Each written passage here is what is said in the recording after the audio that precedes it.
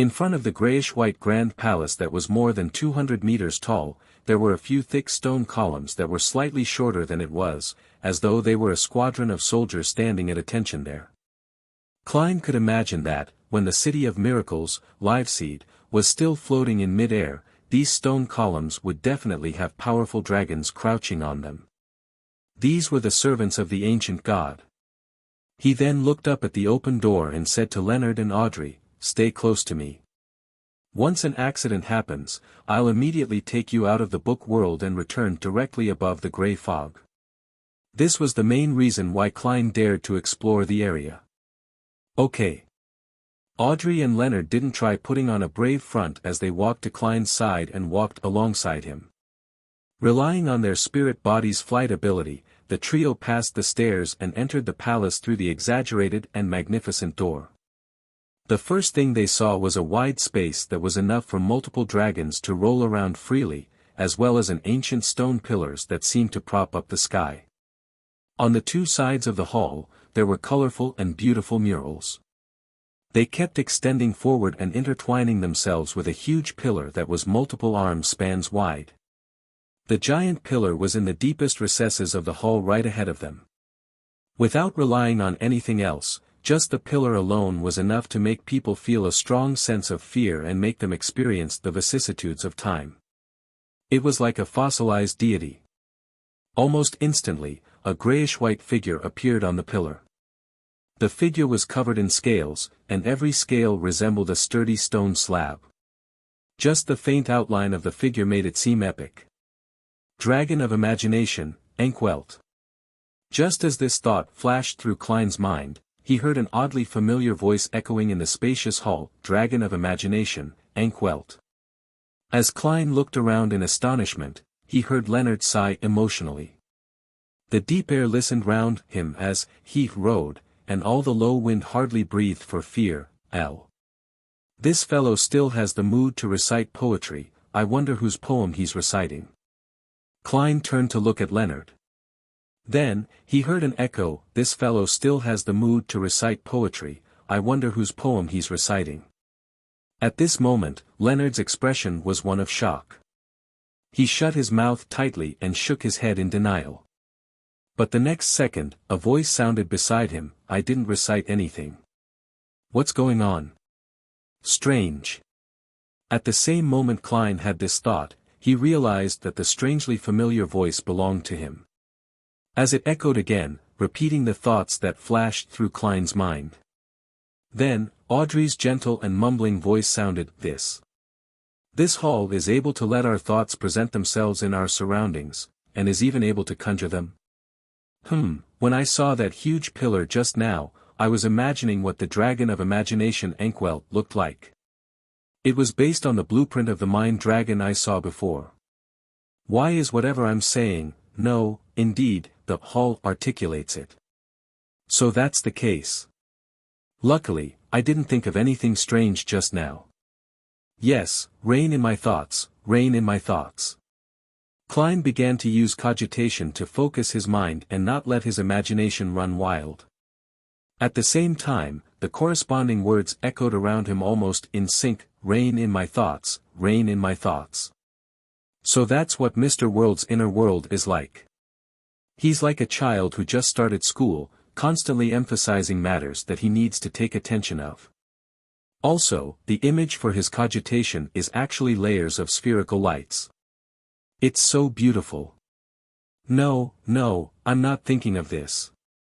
I'm not describing you like this. Mr. _world, serious thoughts kept appearing as she finally couldn't help but curl her lips. As for Leonard, the voices around him were already echoing with, ha ha ha. These two fellows. No, why am I using fellow? Be polite, be more polite. As Klein listened to his thoughts, he sighed helplessly. This place is very suitable for playing Truth or Dare. Perhaps it should be called the Hall of Truth. What game is that? Audrey didn't need to open her mouth to express her doubts. It was probably invented by Emperor Roselle. I have to be careful not to think about things I shouldn't think about. Seriously, it's too difficult to rein in random thoughts without the use of cogitation. As Klein replied, he habitually warned himself, only to have the hall ruthlessly betray him again. This time, Audrey laughed and said, Mr. World actually has such a side to him. I actually failed to read it in the past. To think you're experiencing such a day, Klein. No, what did I say? Leonard suddenly raised his right hand and covered his mouth. Unsurprisingly, he heard Miss Justice's question, Klein. And as certain someone's complaint, perhaps only turning them into marionettes can stop these fellows from having wild thoughts. Wait, what was I thinking? Phew, calm down, calm down. Klein took a deep breath and began to focus his attention on the matter itself. Let's take a look at what the murals describe. In ancient times, murals were very important methods for recording memories. They often contain plenty of information. At the same time he made the suggestion, he heard Audrey's inner thoughts laugh and think, Klein, is this Mr. World's real name? No, don't think too much about it. Mr. World will be angry. No, I think it's more likely for him to feel embarrassed. No, this is all Lie's fault. Mr. World, please believe me. Phew, calm down. Calm down. Focus. Focus. Using the spectator pathway's ability to control her emotions and thoughts, Audrey gradually reined in her thoughts and cast her gaze on the mural on the right. Compared to them, Leonard's ability to control his mind was slightly weaker. There were still plenty of random thoughts resounding around him. Turning into marionettes. Is this fellow that dangerous now? TSK, so this is what's truly on your mind. Miss Justice's reaction is very interesting. I haven't seen that fellow in such an embarrassing situation in a long time. When Klein and Audrey began seriously looking at the murals and were exchanging their thoughts through the stirrings in their hearts, only then did Leonard gradually calm his thoughts and focus his attention. The mural on the right depicted historic developments. There was a scene of human construction, scenes of snow-covered plains, war and migration, various nations and cities, as well as towers and fruits that represented zero communication barriers. It was obvious that these murals started from the entrance and ended at the Dragon of Imagination's throne. Towards the end, Klein suddenly noticed a familiar figure. It was a gigantic dragon with bluish-blue eyes and ice crystal scales. It was the King of the North, Ulysses. The book world's development is based on these murals. As Klein's thoughts were exposed, he quickly looked back and found many blurry-faced adventurers hunting the frost dragon before opening a door to leave. The snow and ice melted before flourishing cities like Eposide appeared. They then discovered the weather turning cold, implying an end in which a new story was about to unfold. The contents of the murals will become reality in this book world. Audrey couldn't help but have such a thought. This mural looks very ordinary. It's not even as good as the works of street artists. As expected of the Dragon of Imagination's residence. Is this the power and authority of an ancient god? Leonard similarly had poignant thoughts. It's possible. Before Klein could give a more tactful reply, he heard his own voice. Let's look at the murals on the other side before putting everything together for analysis. Leonard and Audrey didn't object and followed him to the other side. During this process, they realized that even their spirit bodies couldn't fly in the palace. As the murals were huge, it didn't take much walking before the three of them could see the corresponding content. The first mural near the entrance made Klein's pupils suddenly dilate. In the mural, a giant with blurry looks, grayish-blue skin, and a single vertical was holding a hard-covered book in his hand. Klein heard his own shocked and hesitant voice. In the subsequent murals, the common highlight was the goatskin binding. There was a dark brown covered book, it was obtained by the elves, the words on its surface changed, it was being put into a collection, it was obtained by different people, and it kept exchanging hands until it flew above the clouds and came to the cosmos where it landed on a gigantic claw. In the next mural, the book seemed to have nothing to do with the scenes in front. It suddenly appeared over the surface of the sea and stayed inside a blurry ship.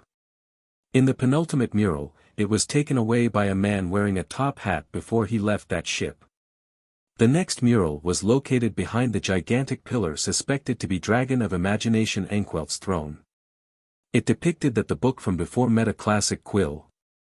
At this point, all the murals came to an end. 0-08. Leonard's shocked voice echoed in the hall. The Dragon of Imagination wants to create a set with the book and quill. What will happen? When dealing with Insanguil, this scene almost appeared. But ultimately, it didn't happen because the book landed in my hands, before I sacrificed it to Mr. Fool. Otherwise, Adam was already prepared against it and deliberately provided some help. Oh right, previously while inside Grozel's travels, the moment the ascetic mentioned the Angel of Imagination Adam, the Frost Dragon attacked the camp.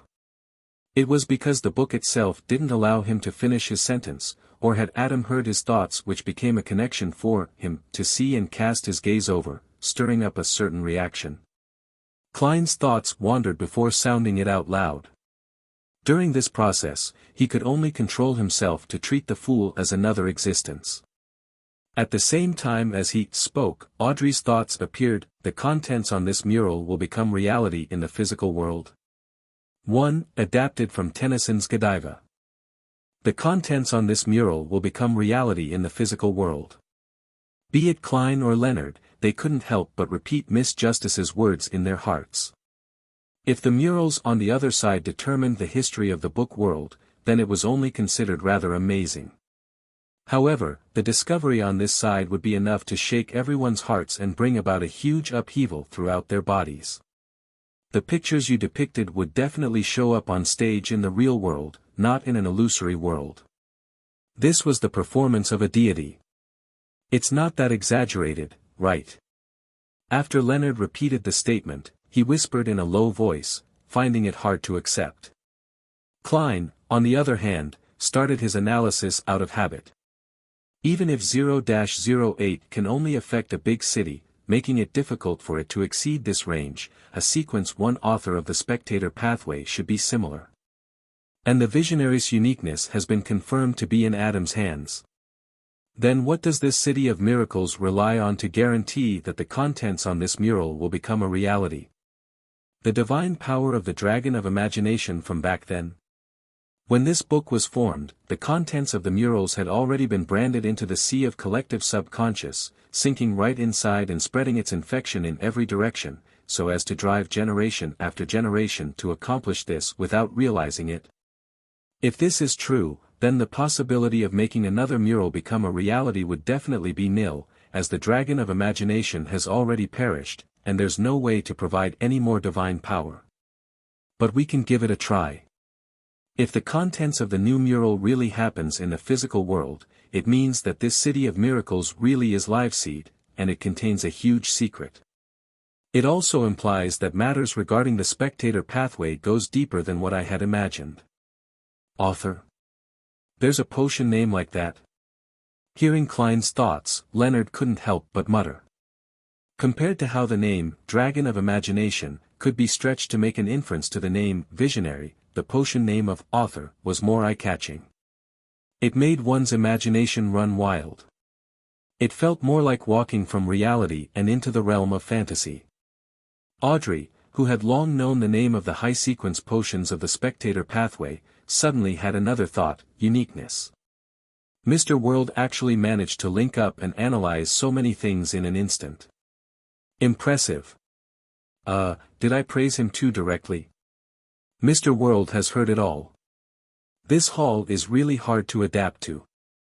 No, Mr. World, I really am praising you, I really mean it. Audrey felt a little ashamed at first, but then she quickly adjusted her state of mind, trying her best to keep calm. As expected of a psychiatrist, she adjusted herself really quickly. A thought came to Klein's mind. As expected, Mr. World isn't as cold as he looks. He's the type of person who will inwardly mutter to himself, I didn't say anything.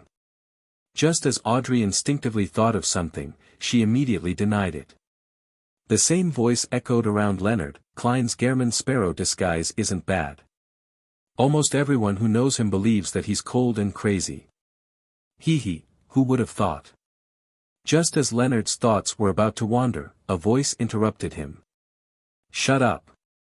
Looking at the way Gehrman Sparrow was dressed, he spread out his hands, and held back his laughter as he said, Look, that isn't cold enough, right? Cold. Then I'll directly press the unshadowed crucifix against your head. If you don't want your Beyonder characteristic, donate it to the people who need it. Without being able to use cogitation instinctively retorted. Audrey looked at Mr. World and then at Mr. Star, and her heart skipped a beat. So they have so much drama in their hearts. I could only tell that was the case for Mr. Star, but I failed to read what's under the World's poker face. Giant, boss, mini. At crucial moments like this, the experienced Audrey forcibly manipulated her thoughts to begin reciting names so as to stop her thoughts from wandering off. Who are they? Leonard's attention was diverted. They're the hounds and horses my family rears, Audrey replied politely. A hound costs £450. Klein suddenly recalled Butler Walter's suggestion of buying a batch of hunting dogs when he purchased Mager Manor. Why is the first thing on Mr. World's mind the price? This question floated into Audrey's mind. Leonard pursed his lips. Even though he didn't say a word, he answered, Isn't this normal? This fellow has always been a little picky about this, I remember. Before he could finish, Klein coughed lightly and said, We'll continue exploring the other areas, and when we have time, we'll perform experiments on the murals. Sigh, this hall really complicates matters very easily. The main point is that everyone's privacy is brought to the forefront if we aren't focused. Upon hearing the last sentence of his complaint, Audrey and Leonard couldn't help but laugh out loud, but not by their own will. Seeing that Mr. World clearly didn't want the situation to develop into chaos again, Audrey raised her head, Lou at the ceiling, and focused her attention and got down to business. The mural on the right side controls the book world, and the left seems to affect reality. What if you draw the mural on the ceiling? What would happen? Klein immediately made a connection. The Dragon of Imagination's authority contains at least three aspects. An envisioned kingdom will descend upon the physical world, a declared future that will happen in the real world, and imagined objects that will be conjured. The first point corresponds to the right mural, and the second point corresponds to our guesses on the left mural. Then, could the blank spot on the palace's ceiling be related to the third authority? As long as you draw an object you imagined onto the ceiling, it will be conjured and be usable. Audrey easily understood what the world meant. Then what if I were to draw a dragon of imagination? Leonard suggested. Klein glanced at him again. First of all, you would have had to have seen the dragon of imagination without completely breaking down and losing control. Secondly, you need to restore the main details of his body. Finally, you have to know how to draw. I might not know how to now, but it doesn't mean that I can't in the future. I can hire a home tutor to teach me, Leonard grumbled in reply. And what does the main details refer to? His asterisk body structure, or the symbols and labels depicted from godhood? At this moment, Audrey pursed her lips and said, with a brisk tone, controlling herself so as to not burst out laughing, I can draw. This was the basic skill for a noble lady, and Audrey was quite talented in this aspect. Yeah, we can try it in the future when there's time. Klein nodded and walked towards the giant pillar right in front of the main hall. His plan for this expedition was to first gain a complete understanding of the situation before considering how to venture deeper. At the same time, he thought of something else because of Leonard's question, the symbols and labels from godhood. These contain plenty of mixed knowledge.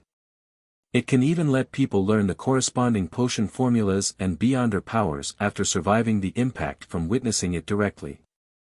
Then, before the first blasphemy slate appeared, what would one obtain if they survived directly looking at a demigod or even an ancient god? There were no such things as potion formulas back then. Is it only through using a magic potion to advance one's mythical creature form step by step that the godhood aspect is able to contain this portion of knowledge?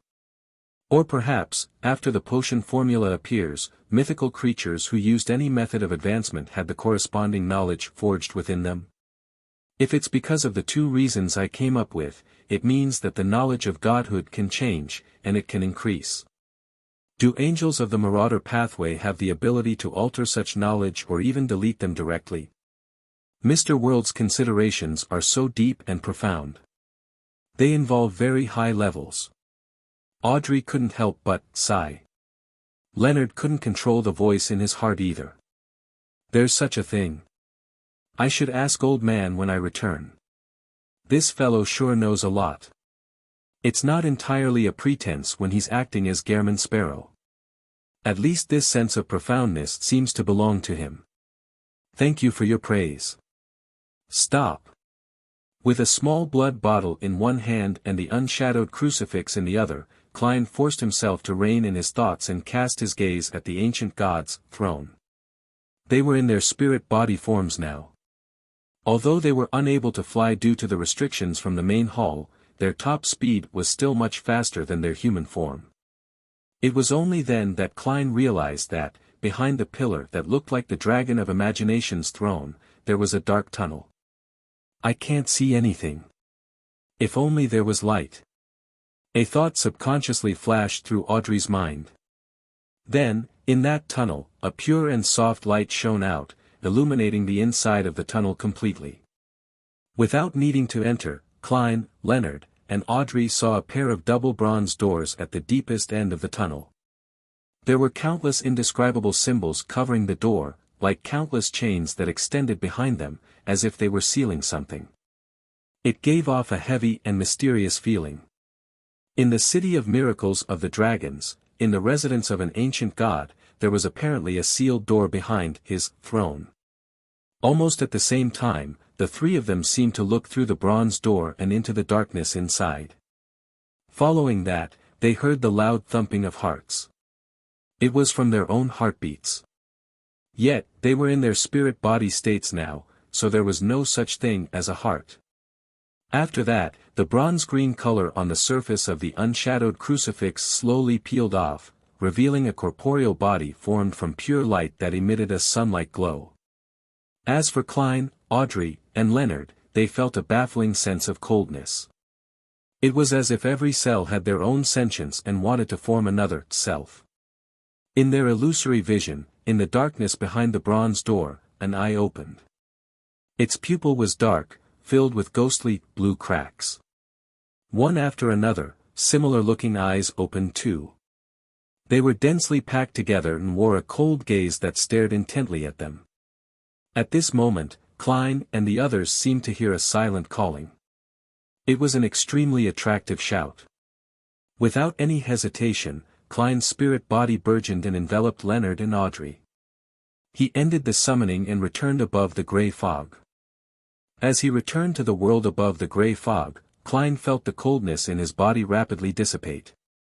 There were no more worms of spirit trying to give birth to new consciousnesses. A moment later, the mottled long bronze table appeared in front of him. He saw that Miss Justice and Leonard's spirit bodies were gradually becoming clearer amidst the thin grey fog, although they still maintained a certain blurriness to them. After the grey fog swirled around them and sank into the ground, Klein asked, "How are you feeling now?" He used Gairman Sparrow's usual tone, but he immediately recalled how his inner grumblings, inner thoughts, habitual analysis, and him dissing Leonard had been exposed.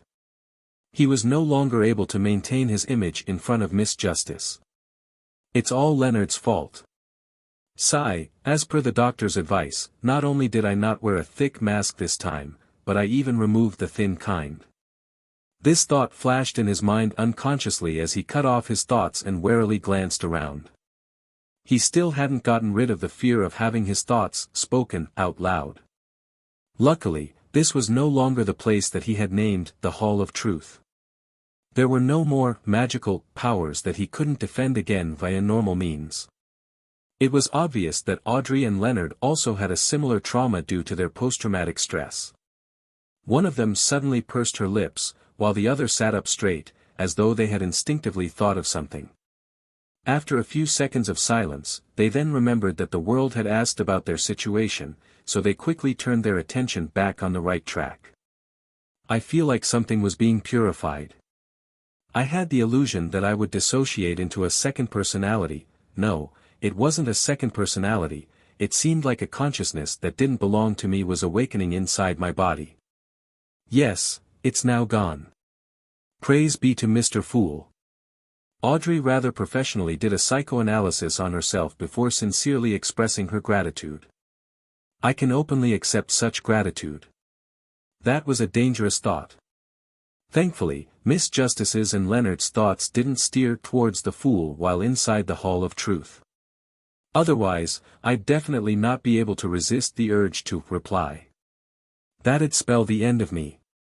My sense of shame will cause me to lose control on the spot, breaking down into a clump of worms of spirit. Klein's thought flashed as he seriously replied, "Praise be to Mr. Fool. Praise be to Mr. Fool." As a believer of the Evernight goddess, Leonard hesitantly echoed and quickly changed the topic. There's nothing wrong with me too. Just now, I felt something calling me from behind the bronze door. What about you? Seeing that Leonard had confirmed his condition, Klein placed the unshadowed crucifix and the metal bottle containing his blood onto the long, modeled table in front of him. I felt the same way too, he answered with certainty. Me too. It wasn't an illusion. I did an analysis on my own mind, Audrey said in a very clear and certain tone. Leonard held his chin and said, what could that be?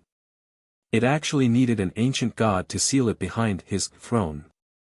After what had happened before, he felt that he no longer had much of an image in front of Miss Justice, so his posture became more casual. We can try analyzing this. Audrey carefully glanced at the world. She had a deep impression of this gentleman's ability to gather information, make connections, complete an analysis, and infer the information in a short period of time. Klein thought for a moment and said without any inclinations, there are only three possibilities. 1. It's a powerful creature from the second epoch of the real world. It's at least close to sequence 0, and the dragon of imagination Ankwelt had sealed it behind his throne and beneath the City of Miracles live seed. However, I don't think that's very likely. This is because that ancient god definitely had his asterisk reasons for creating this book and stuffing liveseed into it while affecting the book world and the real world. It's unlikely he would place an unpredictable element in here for prolonged periods of time. Yeah, we all know that we have to eliminate possible accidents, what's more, an ancient god. Audrey nodded slightly and began to discuss seriously with the world Gehrman. At this moment, Leonard chuckled and said, perhaps an ancient god like the Dragon of Imagination had seen certain scenes of the distant future and believes that the sealed item will help him achieve his goals. That's why I said that it's not impossible, but it's highly improbable, Klein replied calmly. The second possibility is that the sealed item is key to the Dragon of Imagination Ankwelt's ploy. Once this book in 0-08 meet, the seal will be released and that object will return to the real world and bring about certain changes. I believe that this theory has the highest possibility. Amongst them, perhaps it also involves the Dragon of Wisdom's true attitude or intent. Then what could it be? Mr. Fool once said that, after Adam obtained 0-08, he is even closer to being divine. The times have changed as a result. Does this mean that Adam has gathered all the ingredients for visionary and is just short of the ritual? Is there anything wrong with my understanding? Audrey shared her point of view. I'm not sure either. I'll pray to Mr. Fool and see if I can get a clearer revelation. Klein didn't want to say give a firm answer. Unfortunately, Old Man is an angel from the fourth epoch and doesn't know much about the second epoch, but he isn't unfamiliar with Adam. The star Leonard thoughtfully said, I'll try. He wanted to say that he would try investigating, but upon recalling that the two knew his secret, he gave up such thoughts and directly said, "Try asking old man, sorry to trouble you." Audrey sincerely thanked him. From her point of view, this was a matter regarding the spectator pathway. The person most concerned about this was undoubtedly herself, while others were merely providing help. Then she said, "The third possibility is that there is some sort of object or monster sealed inside the book world.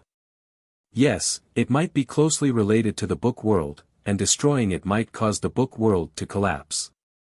Therefore, all Ankwelt did was seal it." Klein shared his theory. Audrey thought for a while before saying, "I have an idea regarding this possibility." Seeing Mr. World and Mr. Star cast their gazes over, awaiting an answer, she slowed down her pace and said, "I'm considering it from a psychological perspective. Since that book world was created by Ankwelt's envisioning it, the sea of collective subconscious there would definitely be formed as a result of him. It would have his psyche, emotions, and feelings branded into it. Perhaps the City of Miracles, Liveseed, seals the most extreme parts of these things. They're the trauma or fears of the dragon of imagination. Some terrifying matters from his one consciousness might be projected onto this brand. As long as he cannot defeat them, and if it hasn't been dealt with in the real world, the book world's sea of collective subconscious cannot be destroyed and can only be sealed. If it's ignored, they will slowly contaminate the sea of collective subconscious and make the development of history deviate from its intended path." Leonard was more focused than when he attended Red Glove's meetings. He couldn't help but mention when he had heard that, as an ancient god that ruled the sky and the mind, what could have left an irremovable trauma and create such an intense sense of fear? "I don't know." Audrey shook her head frankly. "If it's just a psychological analysis, since it's sealed under the throne and at the bottom of the City of Miracles, and is reached by a tunnel, it means that the source of the trauma and fear comes from underground. Therefore, the dragon of imagination sealed it. No, he isolated the mental projection coming from underground. Otherwise, why wouldn't it be beside the throne, in the depths of the hall, in a specially created jail, or somewhere else?" Upon hearing Miss Justice's words, Klein instantly thought of what had happened to Miss Magician in Misjudgment. According to the information provided by the Sanguine, they found an ancient castle of unknown age.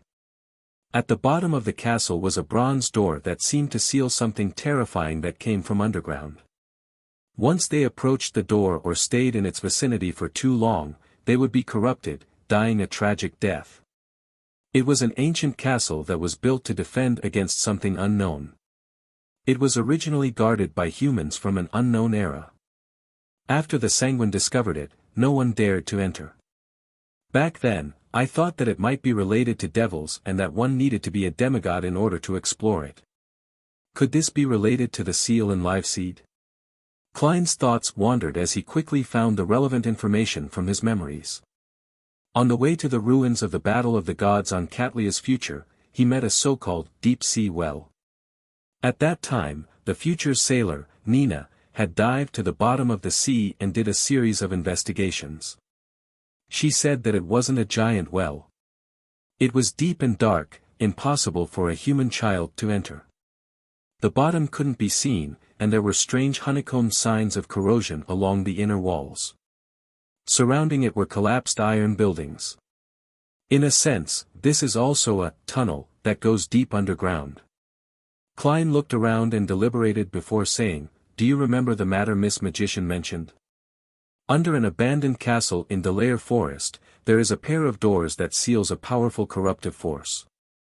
"Ah, right." Audrey instantly recalled the past. Could it be that in the early days of the Second Epoch, in that ancient era, supernatural beings had some common, terrifying enemy that came from underground? Perhaps. Klein couldn't give an affirmative answer, so he took the opportunity to say, it might also be like the many predictions of the apocalypse which state that the danger comes from the cosmos. Yeah. Audrey and Leonard didn't know much about such matters, so they couldn't discuss this matter too deeply. Let's end it here for today. After we have a preliminary understanding of the situation, we will try to experiment on the murals. Also, remember to keep this a secret." Klein shot a look at Leonard and said, "Oh, after you return, pray to Mr. Fool and request that he be the witness to our vows to not divulge each other's secrets." Audrey didn't object and added, "I'll use hypnosis here to forget certain matters here to prevent myself from remembering it when I return." After Audrey and Leonard left the gray fog, Klein didn't immediately return to the real world. He was still sitting on the high-back chair that belonged to the world, silent for more than 10 seconds. Then, he beckoned for an item. It was a heart that was the size of a child's fist, one that full of grayish-white wrinkles, manipulators beyonder characteristic. Holding the beyonder characteristic, Klein stood up and walked out of the majestic palace. He entered the depths of the mysterious space above the gray fog and arrived at the staircase of light that seemed to lead to a divine kingdom. Walking along the stairs, he walked up to the floating grayish-white clouds and stood in front of the strange door of light and the hanging transparent cocoons. Klein raised his right hand, lifting the brain-like, heart-like manipulator beyonder characteristic to his chest and extended his spirituality, hoping to use it. He wanted to see if there were still any subconscious thoughts in the people inside the cocoons. He wanted to see if they had put together a miniature sea of collective subconscious. If that happened, he planned to use Vin Rambise's manipulator beyonder characteristic to enter the consciousness and check on the psyche branding to figure out what the people who had been hanging above the door of light had experienced before their transmigration. He wanted to know if they sensed anything during that long slumber. This was the inspiration that the expedition today gave him. Of course, the beyonder characteristic left behind by Vin Rambis might not be able to help Klein do what he wanted. It was because it hadn't been made into a mystical item, and it was very difficult to use effectively. In an instant, the grayish-white and wrinkled heart in Klein's hand started to beat slowly as it emitted thumping sounds. Klein then heard the synchronized heartbeats among the transparent cocoons. Thump. Thump. This meant that the people inside were still alive, only in a certain state of slumber. In Klein's vision, their figures gradually evolved into several blurry islands beneath them. This represented their consciousness. However, these spiritual islands were also trapped within transparent cocoons, separating them from the prying eyes of the outside world. Similarly, they were unable to integrate and create a sea of collective subconscious. Unless the cocoon is destroyed, there's no way to bypass them and enter the corresponding mind world. Klein muttered to himself and lowered the hand holding the manipulator beyonder characteristic. After a few seconds, he sighed deeply and turned around to leave. In Empress Borough, the opulent villa of Earl Hall. With the silk blanket over her, Audrey, who was sleeping soundly with her eyes closed, suddenly opened her eyes. She then sat up, moved to the side of the bed, and prayed sincerely to Mr. Fool, asking him to witness her vow to secrecy. After she was done with this matter, she pulled a pillow over and placed it behind her waist, reminiscing over the experiences that she had yet to forget during the exploration. The history of ancient times is really interesting and terrifying. Mr. Starr's performance is similar to my usual observations of him. He's more carefree and casual, and his thoughts easily wander in an uncontrollable manner. Yet, there are matters where he shows his experience and acuity. He's rather reliable. This isn't a contradiction, as many people have such mixed layers to themselves. Mr. World is indeed a gentle person. He doesn't seem to wear much of an expression on his face, but he's secretly inwardly muttering something to himself all the time. His mental conversations with Mr. Starr can practically be adapted into a play. People call him a crazy adventurer who doesn't care about his surroundings, one that directly draws his gun to shoot when he sees a target. Well, at the last moment, I thought he would attempt to approach the bronze door, but in the end, he fled. No, he broke away so decisively. Audrey's lips slowly curled up when she thought of this. Then, she made a conclusion. The facts have proven that, in the mysterious world, unless one has completely lost all sense of rationality or has given up on thinking, there will not be any beyonders who will really do crazy things.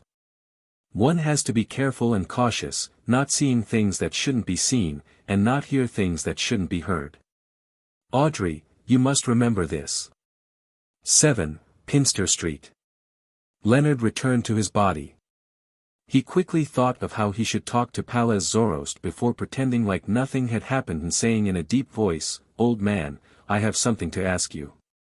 In his mind, Palaz's slightly aged voice immediately laughed. "You have to remember this. The more you ask, the more I can guess what you did tonight.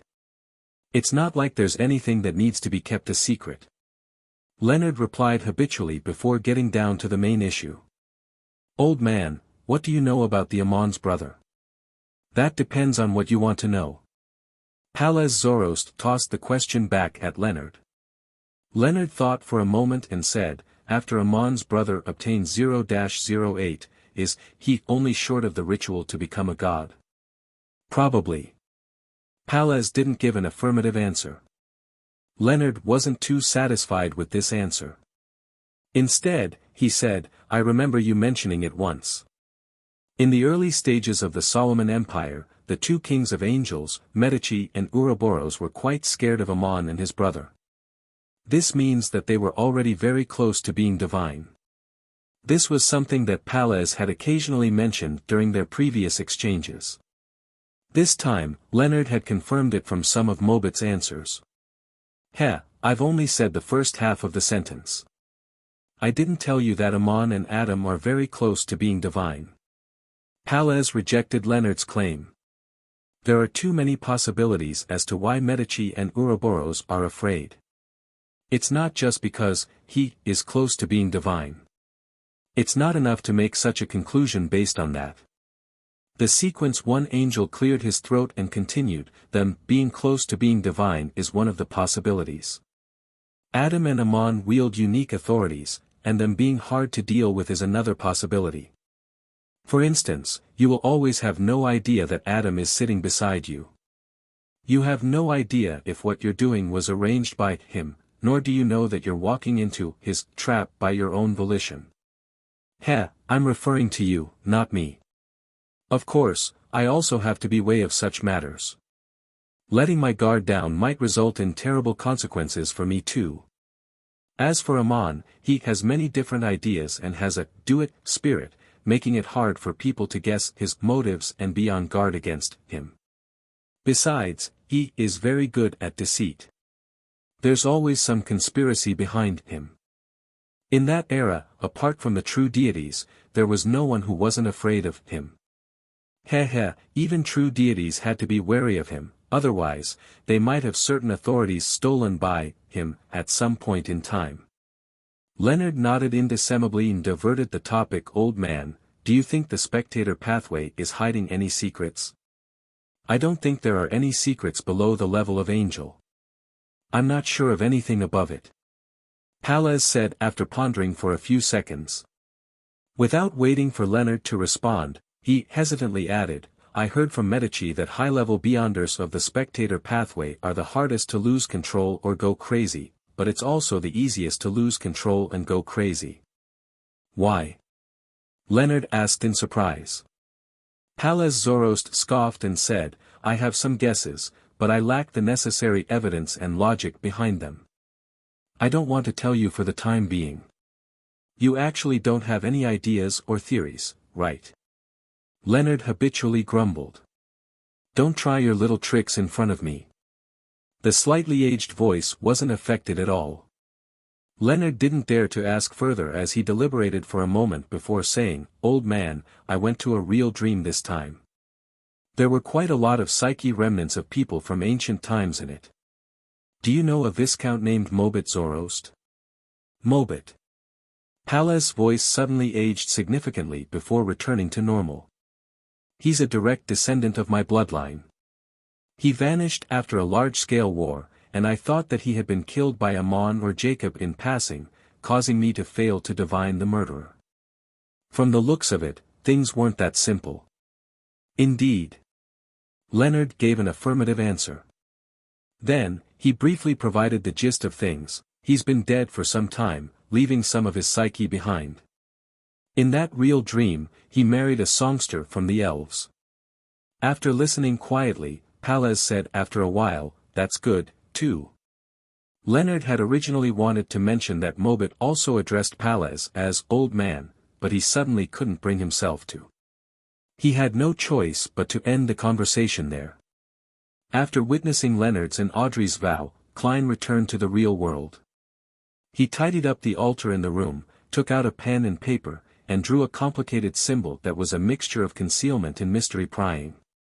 He wanted to summon a Rhodes to ask how it had confirmed that Grozel's travels had appeared after the disappearance of the City of Miracles, Liveseed. After waiting for more than 10 seconds, the full-body mirror in the room lit up with a faint aqueous light.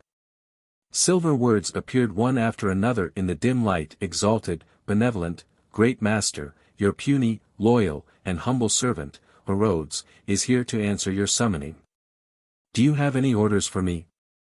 Some questions. After giving his answer, Klein was in no hurry to ask about the matter regarding Grozel's travels, intending to start with something that wasn't very sensitive first. He thought and said, "Rhodes, there's an abandoned castle in Delayer Forest. In the depths of it is a pair of bronze doors. It seems to be sealing some power coming from underground. Do you know what it is?" The moment he finished speaking, the light on the full-body mirror's surface suddenly dimmed and turned pitch black.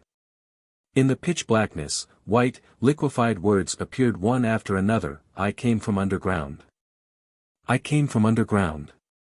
Looking at the ghastly white words that appeared on the full-body mirror, a chill suddenly ran down Klein's back. His pupils dilated as he instinctively wanted to switch places with his marionette next door. In the room where the valet was, Anuni, who was lying quietly, had opened his eyes. His stomach began to expand and contract as though he had a second heart, one that beat extremely slowly. At the same time, the scene of the magic mirror, Rhodes, answering where it came from, flashed through Klein's mind. Large amounts of black sticky liquid spewed out from an underground hole, writhing and expanding. An uneven number of hands and legs that turned into numerous monsters grew out. During this process, a speck of light was shot out along with the black liquid before landing on a rock, to which it rapidly fused together, turning into a mirror with ancient patterns and black gems adorning its two sides, Rhodes's main form. It really came from underground. And this underground is the same as the underground area sealed by the bronze door inside the ancient abandoned castle. I didn't make the connection before. It's not like I could help it. There are just too many things that involve things from underground. Most of them have little special meaning, just like coal. A few days ago, I didn't think that there was anything overly special with the underground. Klein controlled the urge within him and ignored the shock from Rhodes's answer, and he said with an unperturbed expression, "What's the exact situation?" The ghastly pale words changed and gave off a baffling feeling, as though it was almost crying. "Great Master, I'm not exactly sure what happened. I only came to the surface and became a mirror before I gained true sentience. I don't remember anything from before." "Oh yeah, there's something that might be related. Do you want to hear it?" "Speak." Seeing that Rhodes's attitude was still all right, Klein heaved a sigh of relief. The color of the words on the full-body mirror's surface had slightly recovered, and it became somewhat pure white. "Didn't I say it before? I see support and dominance from you, and other than that special calling, I have similar feelings towards the underground. It makes me feel warm and makes me want to return to submit myself. This might be why I became your servant." "What? The things from underground give people the same feeling as the gray fog? They all involve support and dominance." Upon seeing Rhodes's answer, Klein jumped in fright once again. If not for his clown's ability, he would have lost his composure. At that moment, he suddenly recalled a Chinese joke he had seen in his previous life and substituted himself into it. "What? The things that the ancient gods fear come from underground? What? Rhodes also comes from underground? What? I also come from underground. This is really funny and scary. No, this might not be a joke. The original owner of the mysterious space above the gray fog, the creator of that strange door of light, the existence that pulled all the transmigrators over, might be related to the underground, or he has all kinds of connections with it. Klein's thoughts wandered as he instantly thought of many matters. As an indescribable shadow loomed over him, he smiled and mocked himself. No matter what, there are new clues and directions for the investigation into the gray fog and transmigration.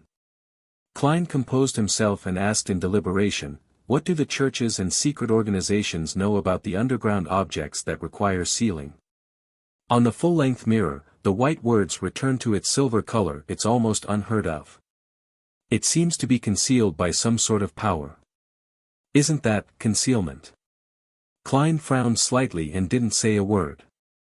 The silver words on the mirror continued to appear. However, there are some legends that exist within a group of secret organizations. According to the legends, the underground is described as the lair of devils and evil spirits, the source of humanity's decadence, the primordial sins and evil. The first one is wrong. The underground object that needs to be sealed has a high chance of having nothing to do with devils or evil spirits.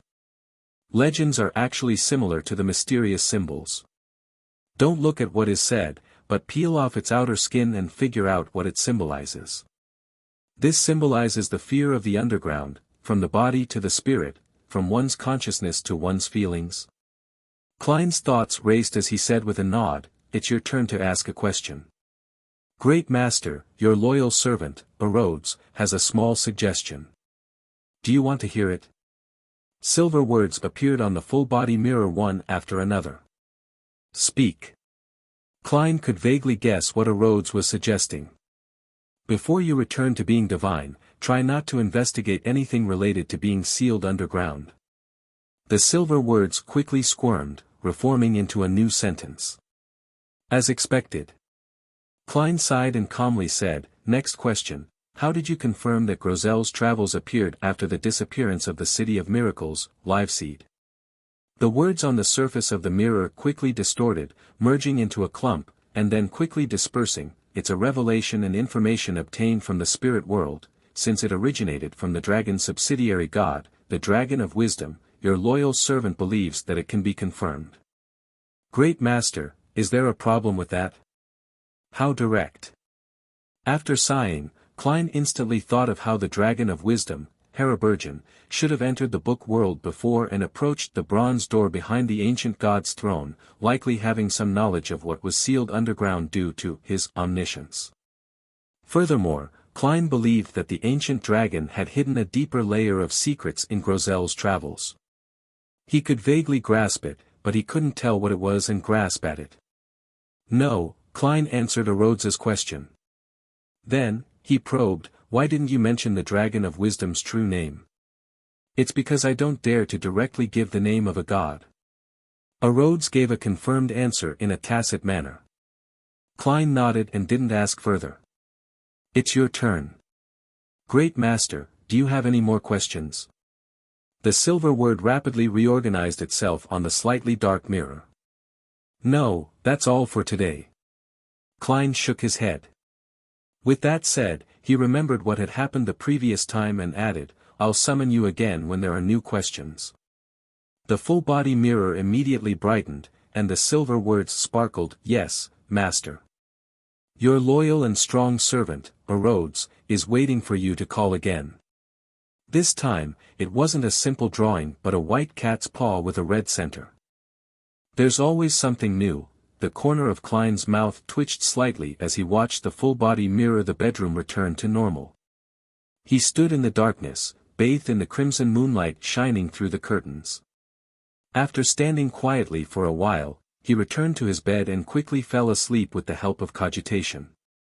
The next morning, on Monday morning, Klein woke up 15 minutes earlier than usual. He led his valet, Anuni, down to the first floor and said to butler Walter, I had a nightmare last night. I want to visit the cathedral before breakfast. Although butler Walter was surprised by this, it wasn't too strange.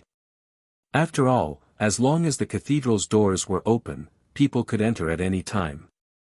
He quickly arranged for a carriage and sent Dwayne Dantes all the way to the door. When Klein arrived at St. Samuel Cathedral, the door wasn't opened yet. He waited until 8 before entering the main hall with the first batch of believers. He found a seat in the first few pews and sat down facing the dark sacred emblem. Closing his eyes in the tranquil environment, he focused on chanting the goddess's honorific name in ancient Hermes. The Evemite goddess who stands higher than the cosmos and more eternal than eternity. You are also the Lady of Crimson, the Mother of Concealment, the Empress of Misfortune and Horror, Mistress of Repose and Silence. After he finished reciting the honorific name, he changed to his normal lone language and said almost soundlessly, "There's an ancient castle in the middle of Delaire Forest. There's an ancient bronze door deep within it. It's sealing a powerful corruptive force. How should I eliminate this latent problem there?" This wasn't a test of a deity, but an open report. As for what reaction the church would have after that, and what they would see through their operations, was a whole other matter. After repeating it 7 times, he began to pray seriously. Time passed. In the quiet and peaceful church, Klein stood up and walked out of St. Samuel Cathedral with his valet, Enuni. During this process, he didn't receive any revelations, nor did he see the matron of the Evernight cloister, Ariana. The feedback itself meant something. That was he wasn't qualified to know about the underground seal. East Borough, in a 2-bedroom apartment. Furs pulled up the blanket and covered her head. She abhorred the curtains here because they were too thin and translucent and couldn't block out the morning sun. That seriously affected her quality of sleep. I have to change it. No, we might have to move again soon. Just as Furza's thoughts wandered about, she heard the sound of the bedroom door opening and Zio's familiar gate. In a flash, her blanket disappeared and a letter landed on her. Your letter, from Pritz Harbor, Zio informed her. Teacher's reply. Furz sat up suddenly, opened the letter, and quickly read it. After a moment of silence, she said, I have to go out for a while. My teacher has already reached Backlund. This letter should have arrived 2 days ago. The letter had a date and address. The postman over here isn't that responsible. Zio glanced at her friend and said, will you be late? Fortunately, teacher said that he would wait 3 days for me. Furz hurriedly got off the bed and started changing her clothes. She had a feeling that she would be able to understand the Abraham family more deeply this time, and also receive the potion formula of Traveler and some Beyonder ingredients. Chapter 1076 Dorian's request outside room 2016 at the Hat Trick Inn on Sherwood Burrows 22, Hope Street. Furz directly walked through the wall without drawing anyone's attention. Then, she knocked on the door in a rhythm that was previously agreed upon. Not long after, Dorian Gray Abraham, who was dressed in black, with his broad shoulders and thick arms, unlocked the door and turned the doorknob. The gentleman quickly sized up the area and made way for Furz to enter the room. I really didn't expect you to become a scribe so soon. After closing the door, Dorian carefully examined the door's lock before turning around and sighing. Based on the standards of this era, he was considered a middle-aged man, but he was still a Sequence 7 astrologer. He had no hope of advancing yet. His student, Furz Wall, took about a year to go from Sequence 9 to Sequence 6. This comparison between the two made Dorian feel poignant and sad. The Abraham family's bloodline should have been noble and enviable, but now, it was a heavy curse that made him depressed. It's because you taught me well. Although Furz didn't like going out and enjoyed staying at home, she would still be invited by the nobles from time to time. She was a best-selling author who participated in high society's literary salons, so she wasn't clueless as to how to speak. Furthermore, she had indeed obtained quite a bit of help from her teacher, from providing knowledge and money to formulas and ingredients. Dorian looked at her and shook his head with a smile. It's not like you're my only student. As far as I remember, this advancement speed can only be matched by one person. He paused and continued, next up, your target is Sequence 5 Traveler. And I have even higher expectations for you. I hope that you can obtain godhood and become a Sequence 4 secret sorcerer. Of course, I also have a request. When you truly become a demigod, try to pray to a hidden existence and listen to his answer to figure out what he is talking about. This is indeed a bit dangerous, but a Sequence 4 demigod would have sufficient power to withstand it. Without any other elements at play, there shouldn't be any problems. Teacher, is this answer important to you? Although Furs knew what was going on, she still acted curious and puzzled. Dorian fell silent for a few seconds before sighing, "It's very important. My parents, my brothers, my sisters, my children, too many people have sacrificed their lives in pursuit of this answer, but to no avail. Don't worry.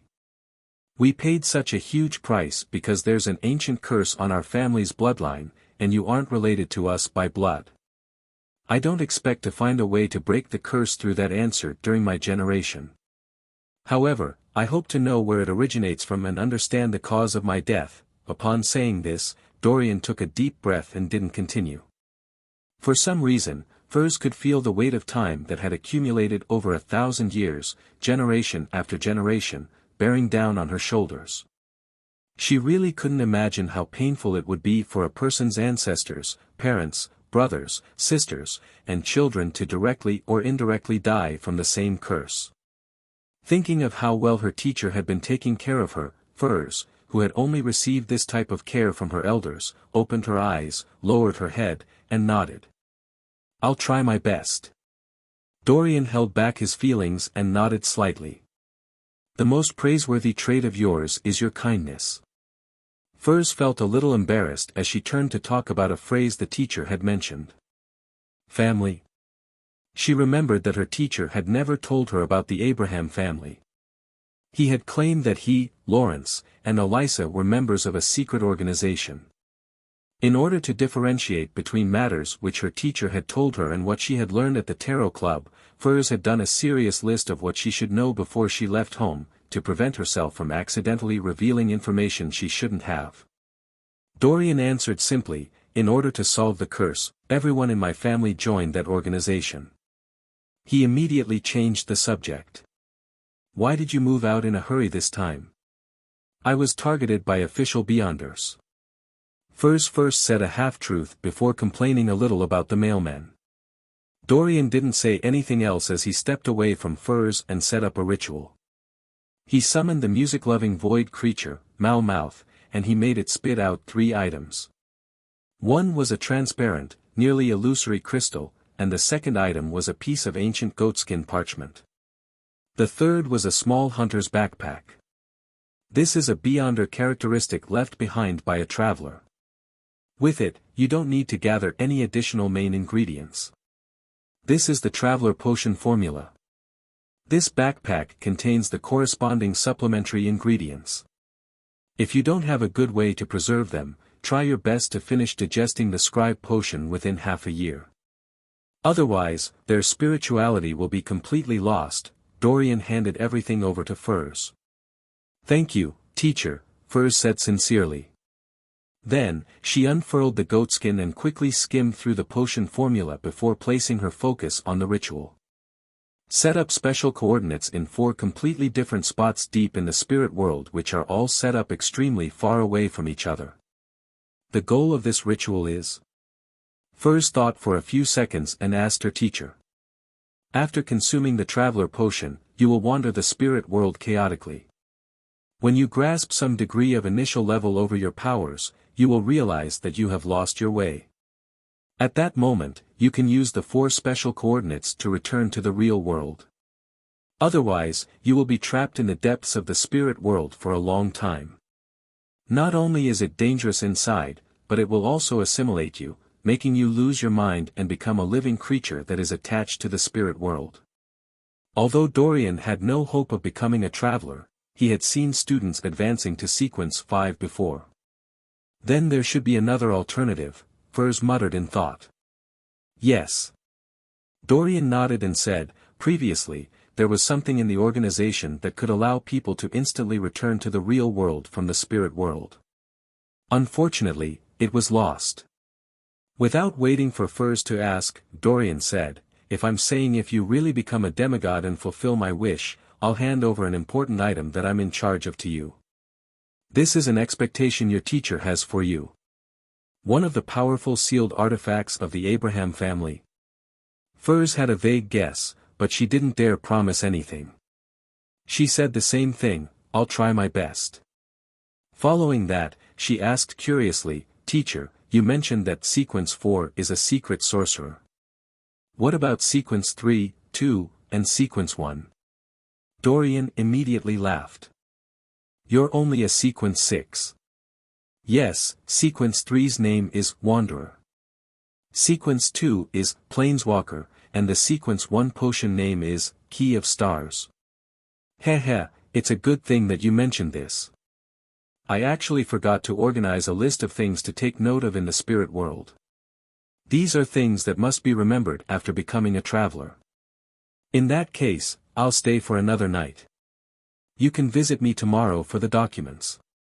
As Furs ruminated over the names of the high-sequence potions of the apprentice pathway, she agreed. All right, teacher. After settling these matters, Dorian paced back and forth and thought for a moment before instructing, the beyonder characteristics of the same pathway have a certain attraction towards each other. It's not obvious when one's at a low sequence, but the higher the sequence, the stronger it becomes. Sometimes, this kind of attraction isn't something you can directly feel, while also making you unknowingly approach a high-sequence beyonder of the same pathway. When you become a traveler, you have to pay attention to this matter. At this point, Dorian paused and said, not many demigods of the apprentice pathway are still alive. Among them, you need to be extra careful of a man named Bodis. He is the saint of secrets from the Aurora Order and, just like Lewis, he's a traitor of our organization. I will give you his portrait tomorrow. Bodis. Furs repeated the name her teacher had mentioned in her mind.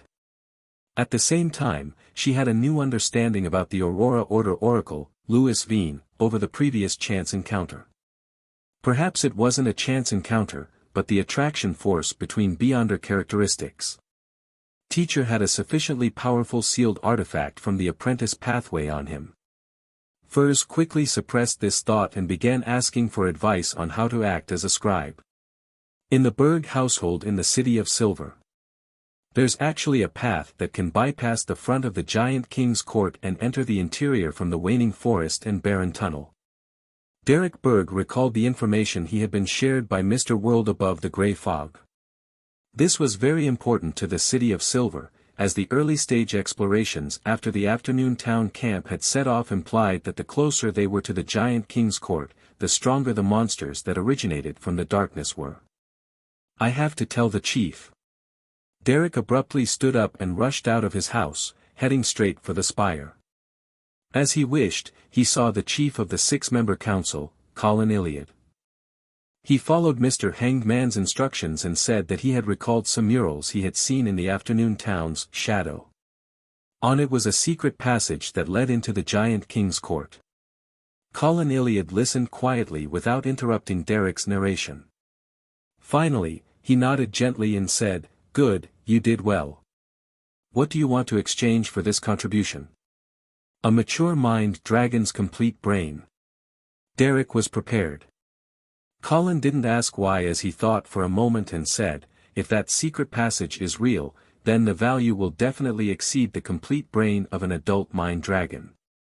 You can pick something else. Are you interested in the potion formula for a relatively higher sequence of the plantar pathway? This is a question for Mr. Fool. While Derek was enlightened, he said in surprise, do we have a relatively higher sequence potion formula for the plantar pathway? He had no recollection of it. Of course. You should remember that the Giant King's queen is the goddess of harvest, but the surrounding areas lack the corresponding beyonder ingredients. There's no rush. You can think about it again. Colin Iliad calmly changed the subject. Are you skilled with your Priest of Light powers? Yes, Derek replied succinctly. Colin was silent for a moment as he looked at the adolescent child before him and said, what kind of saint-level sealed artifact do you want to choose? Chapter 1077 4 Choices. What kind of saint-level sealed artifact do I want to choose? Derek Berg subconsciously considered what he needed. Due to the fact that the sun pathway was rather powerful against the monsters in the darkness, and with Thunder God's roar, he didn't have the desire for sealed artifacts that provided offensive or supportive effects. Instead, the pain from being beaten up while making friends made him subconsciously hope to obtain a mystical item that could provide stronger defensive capabilities.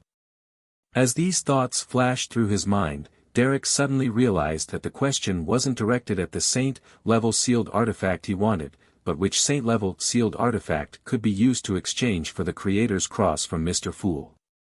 He hesitated and frankly asked, "Your Excellency, do you have any suggestions?" Colin glanced at him and left his original position. He slowly walked to the window and turned around. "There are 4 sealed artifacts that are relatively suitable for you. The first item is called Sword of Silver Dawn. It was left behind by an elder who died 1300 years ago. With this sword in hand, one can hide their malicious intent in certain actions, effectively interfering with divination and prophecy. They would obtain an exaggerated amount of strength and bring to their surroundings a dawn that can resist evil and degeneration. It can also stir up a powerful destructive hurricane of light. It can create an invisible and sturdy defensive wall around the wielder. Every time it connects to the land, its defensive strength will be unshakable. At the tip of the hilt is a single-eyed, huge-mouthed head engraving with living characteristics. Feeding the corresponding herbs, essential oils, and medicine to this engraving will give the Sword of Silver Dawn different effects. For example, lightning strike, freeze, purification, decay, and exorcism. This sword has strict requirements for its usage. It's impossible to lift up if one isn't at least 180 centimeters tall. Below 200 centimeters, it will be hard to unleash its full strength. In addition, the head engraving at the hilt is very fond of talking. It's always talking non-stop. If the wielder doesn't respond, the Sword of Silver Dawn might suddenly give up resisting at a critical moment and even attack its owner. If the wielder is willing to converse with the head engraving, they will be pushed to the edge of madness. "This is what I want, a sealed artifact that's good at defense," Derek muttered to himself. He didn't interrupt the chief's explanation as he quietly listened to him introduce the other sealed artifacts. The second is Twilight Mask. This is from the first chief. It's a mask made from a skull. It can hide any malicious intent, thoughts, and inclinations. It makes the wearer feel like a dead person without any thoughts. As long as one puts on this mask, one will possess the power of a real giant and have control over the undead. Any living creature that looks directly into the eyes of the wearer will immediately die. Even those that possess godhood will be seriously injured. And even without any direct eye contact, the target of the wearer will slowly wither away as if they were floating across a river of death. The person wearing this mask can also create a terrifying twilight storm. Any item stained with the dim light will disintegrate, rot, wither, and die, losing the vibrancy of life. Most of the attacks, aside from purification, are ineffective against the wearer of Twilight Mask, as though no one can kill a dead person. This Twilight Mask is extremely powerful, but it's extremely dangerous. Even if it's not doing anything, the people around it would suddenly die one after another for no reason. Therefore, it must have a proper sealing method. No matter who it is, once you put on this mask, you will hear the sharp shriek and howls that seem to come from deep within the underworld. This is a psyche attack that will drive people crazy and make them lose their minds. At the same time, as long as you wear this mask for more than 5 minutes, you will permanently become its slave. This sealed artifact is almost useless. Although it's powerful, it can only be sealed. Only a mighty existence like Mr. Fool can ignore its negative effects. Derek opened his mouth but didn't say a word. Colin Iliad did some recollecting and continued, "The third item is called Life's Cane. It can control beyonder creatures with low intelligence and reduce their insanity for a short period of time. It can use incomplete spirits and various materials to complete the ultimate alchemical life. This could create an ordinary human that can exist for a long time. It can also create different dolls that could be used for battle and various kinds of things. This includes stone golems, mud golems, and steel golems.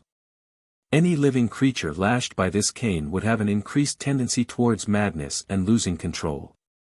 Their bodies would also have a certain chance of mutating, producing watermelons, mushrooms, and wheat. Of course, these things cannot be eaten, as they would result in contamination. As for the living beings touched by the cane's tip, they'll be healed no matter how seriously injured they are, other than those that have already lost control. This cane will fill the surrounding areas with a vibrant life force. Be it plants or animals, it can grow with exuberance and reproduce rapidly. Unfortunately, it is useless against this land that is cursed. The person carrying life's cane has a high chance of mutating. The longer one holds it, the higher the odds. This will result in additional organs, or even them having missing body parts, being replaced by various plants. Sounds very sinister. For some reason, Derek felt a little horrified. Finally, he couldn't help but ask, "What's the fourth sealed artifact?" "It's from a demon which lost control. I hunted it and called it Fallen Flute. This is a plain-looking silver flute. However, once someone blows it, the living around it will fall into an unavoidable illusion.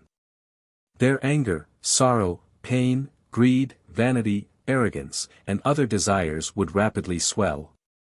Some would have their mind explode, others lose their sanity or experience a loss of control. Being in the vicinity of Fallen Flute, all sentient beings, other than the wielder, will significantly have their mental facilities deteriorate and will easily make mistakes. At the same time, the wielder of the flute is exceptionally sensitive to danger. Sometimes, they can even predict the possibility of a threat to their lives 1 to 2 days early. Wherever this fallen flute is, one's humanity will gradually degenerate, and all kinds of desires will enter center stage as their beliefs are cast aside. The wielder will also turn cold and be unable to have normal emotions again. The more they use it and the more they carry it, the worse it will be. And this might result in conflict with their own pathways acting, leading to an increased risk of losing control. After introducing the fourth sealed artifact, Colin Elliott's light blue eyes, which seemed to be filled with stories, looked at Derek and asked, "What do you think?" "I need some time to consider," Derek replied rather skillfully. "Indeed, this is really important to you. You can't rashly make a decision." Colin nodded. 3 days later, we will set off for the afternoon town camp.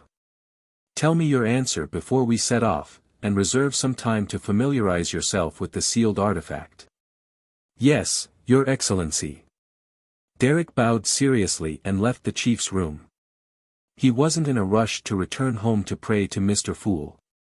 Instead, he planned on heading to the training field first to temper his various sun-domain theurgical spells. This was a habit engraved deep within the pulses of every single person in the City of Silver. Only a self-disciplined person who could endure hardship was able to live longer in these desolate and dark lands.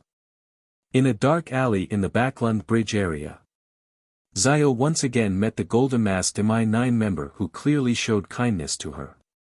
The judge potion formula might take some time, the golden-masked man said. This was because, although the investigation into Zio didn't continue, it didn't end. Zio pursed her lips and nodded, as though she had finally made up her mind. "I don't want that formula anymore." "You gave up?" The golden-masked man was surprised and couldn't hide his joy. Zio didn't directly answer as she turned her head to the side and said, "I'll exchange all my contributions for cash." After hearing her answer, the golden-masked man nodded in relief. "It's best that you understand. Let bygones be bygones. You, your mother, and brother will have a brand new future. Yes, if your contributions are exchanged for cash, it'll be about £2,000. I'll help you gain more. After that, you can continue being an outer circle member of MI9. Having an official status is very useful for unaffiliated Beyonders. Zio was silent for a few seconds before her lips quivered. Thank you. She could clearly sense the kindness coming from the man in front of her, so she sincerely thanked him. However, there was no way she was giving up. The reason why she chose cash was because she had already reserved the judge potion formula from the World Gehrman Sparrow. The crazy adventurer had also claimed that the disciplinary paladin potion formula would subsequently follow. At the same time, giving up on the surface could effectively dispel the suspicions of MI9. After briefly explaining the progress of the previous commissions, Zio bade farewell to the golden-masked man and left the alley. On Tuesday morning, Furs went out early and came to the Hat Trick Inn in Sherwood Borough where she met her teacher, Dorian Gray. This is one of the things to take note of in the spirit world. This is a portrait of Bodhi's. Dorian covered his mouth and yawned before handing a thick stack of paper to Furs. Furs wasn't in a rush to read the documents as she cast her gaze at the portrait. On it was a black-robed man who likely wasn't even 40. His brown hair was slightly curled, but it gave off an unusually firm feeling. His dark eyes seemed to contain countless objects. This is the Saint of Secrets. Furs rubbed her fingers together and used her trickmaster powers to burn that portrait. Not bad. Very cautious. Dorian nodded approvingly. He then carried his suitcase and said to Furs, I have to return to Pritz Harbor. It will arouse suspicion if I come to Backlund for too long. Furs knew that the situation in Backlund had been tense recently, so she was eager for her teacher to leave as soon as possible, therefore, she didn't hold him back and watched him leave the room. Then, with the help of door opening, she walked all the way to the alley behind the hotel. Just as she got her bearings and turned into a street, she suddenly saw a man in a black trench coat walking over. The person swept a glance at her before looking away naturally. However, Furs's back muscles tensed up. Her eyes reflected the other person's appearance, a man who likely wasn't even 40. His brown hair was slightly curled, but it gave off an unusually firm feeling. His dark eyes seemed to contain countless objects. Chapter 1078 The Hidden Seeker Saint of Secrets Bodhis. Furs had experienced many things recently, to the point of being watched by a king of angels, so she didn't show any signs of abnormality. She retracted her gaze in a natural manner and didn't slow down her pace as she walked towards the man in the black trench coat.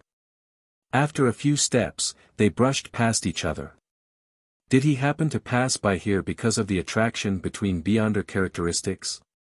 If he knew that teacher was here, he wouldn't be so slow and would use teleport to chase after him. Luckily, teacher has already boarded the carriage and left the inn. Furza's heart calmed down, her tense mind relaxing a little. She took a few more steps forward and looked up at the sky. She wanted to confirm if it would rain later. At this moment, a raven flew over and landed on a tree along the way.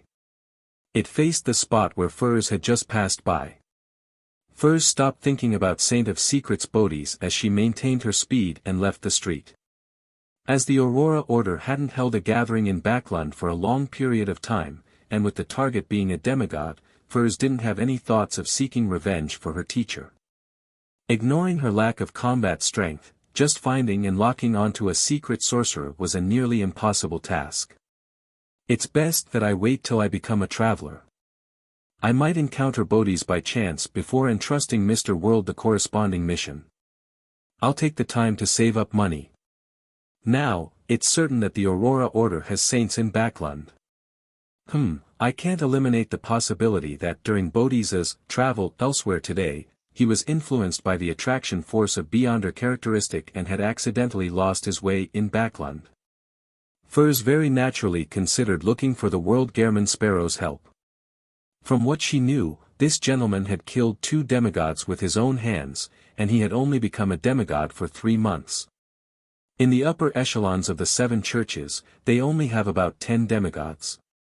Based on Mr. World's progress, it will take him at most 2 years to wipe out the powerhouses of a church. Of course, the real world isn't an ideal measurement. Having received higher education, Furs, who had been a surgeon, gradually let her thoughts wander. She walked to the street and boarded a rental carriage. Above the grey fog, there was a mini-gathering with the son Derek, the hanged man Alger, and the world Gehrman Sparrow. However, unlike before, Mr. Fool was present as the witness because the son's main motive was to find out which sealed artifact could please this great existence, as well as to exchange it for the cross left behind by the Creator.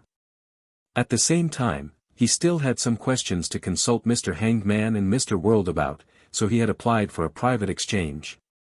Sword of Silver Dawn, Twilight Mask, Life's Cane, Fallen Flute. These were all items that have outstanding powers and negative effects, ones that require sealing. This also confirms that the City of Silver doesn't have any beyonders from the artisan pathway. All the spoils can only be formed naturally. Even with a godlike sealed artifact, they can shatter the characteristics, but they are unable to reform them in a better way. As the fool Klein listened to Little Son's description, he quickly analyzed the pros and cons of different sealed artifacts in his mind. The first thing he did was eliminate the Twilight Mask because the negative effects of the sealed artifact from the City of Silver's first chief were too great. Although Klein could let his marionette wear this mask and cut off the oral senses, thus, avoiding the continuous howls and screams. Furthermore, he didn't have to worry about his marionette becoming a slave to the Twilight Mask. However, in that case, his actual body might become a member of the dead who died suddenly for no reason. Following that, Klein similarly gave up the Fallen Flute for the same reasons. This sealed artifact's ability to predict danger ahead of time was indeed better than the Desire Apostle in Creeping Hunger. It was alluring, but the negative effects were also not easy to avoid. If Klein used this flute with his actual body, he would gradually turn cold and lose his normal emotions. This would be completely contradictory with the concept of using humanity to battle godhood to maintain balance. And if he were to hand it over to his marionette, he would experience a significant decrease in his mental facilities and easily make mistakes. This caused him to lose his main advantage as a beyonder of the seer pathway. In addition, this flute will make the people around it give themselves up to degeneration and desires. I don't want the residents on Buckland Street to be degenerates who give up on their morals. By then, how many illegitimate children will be BOM? I can only consider the Sword of Silver Dawn and Life's Cane. Klein mumbled silently before quickly choosing between two. The Sword of Silver Dawn's head engraving seemed to have a living characteristic. To Klein, this meant that communication was possible, and as long as they could communicate, the negative effects could naturally be reduced. As for the height restriction, he could just ignore his thickness and only focus on his height. After all, this didn't affect a clown due to its extremely high sense of balance. Regarding the problem of mutation with Life's Cane, he could avoid it by handing it to his marionettes. When he lost or gained any organs, he could heal himself with Flower of Blood. And causing the surroundings to be filled with vitality, allowing for lush growth wasn't much of a negative effect. Since the negative effects of the two sealed artifacts weren't too serious, he had to consider their effects. The Sword of Silver Dawn was clearly from a demon hunter of the warrior pathway. Be it attacks or defense, they were both potent. It could hide his malintent and be good at dealing with devils. As for Life's Cane, it was good at creating and causing mutations, which made it rather sinister. After a few seconds of consideration, when Derek asked for the answer, the fool Klein spoke unhurriedly, as though he was discussing something ordinary. The cane. In the end, he decided on Life's Cane. In fact, the Sword of Silver Dawn and Life's Cane had their own pros, making it a tough decision. Klein's final decision stemmed from an uncommon reason: the sinister Life's Cane could be described as bizarre, so it could effectively aid him in acting as a bizarro sorcerer and raise his potion digestion speed. Yes, Mr. Fool. Derek replied, unable to hide his joy. This meant that when he completed the sacrificial and bestowment ritual, he would obtain the cross from the Creator. After determining this, he cast his gaze at the figure at the bottom of the long bronze table. Mr. World, other than the complete brain of an adult mind dragon, do you still need a relatively high sequence potion formula for the planter pathway? As the secret passage of the Giant King's court was shared by the world, he became the target of Derek's question, and not Mr. Fool. Of course, to Derek, the world was Mr. Fool's blessed. His answer represented Mr. Fool's intentions to a certain extent. A relatively high sequence potion formula for the planter pathway. Sitting at the end of the long bronze table, the Fool Klein immediately had a headache and fell into an intense internal struggle. He could roughly understand what the chief of the City of Silver's thought process was.